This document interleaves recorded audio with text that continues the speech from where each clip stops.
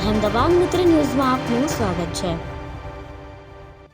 વડોદરા નજીક રતનપુરમાં પ્લાસ્ટિકના પતરા બનાવતી કંપનીમાં ભીષણ આગ લાગી હતી।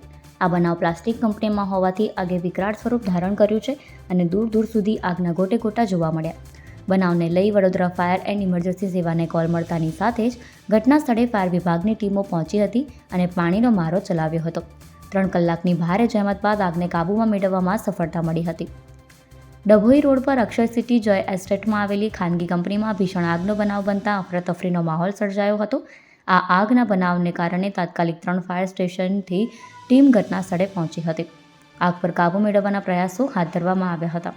આ આગ કયા કારણોસર લાગી છે તેનું કારણ હજુ અકબંધ છે। આ અંગે Panigate fire station officer Amit Chaudhary સાથે વાતચીત કરતા તેમણે જણાવ્યું હતું કે આ આગ લાગતાની સાથે જ પાણીગેટ અને ERC ફાયર સ્ટેશનનો સ્ટાફ તાત્કાલિક ઘટના સ્થળે પહોંચ્યો હતો। મળતી માહિતી અનુસાર ફાયર વિભાગની ટીમોએ 3 કલાકની ભારે જહેમત બાદ આગને કાબૂમાં લીધી હતી। અહેમદાબાદ મિત્ર ન્યૂઝની YouTube ચેનલને સબસ્ક્રાઇબ કરો અને બેલ આઇકોન જરૂરથી દબાવો, જેથી દરેક મહત્ત્વના વિડીયોની નોટિફિકેશન તમને મળતી રહે।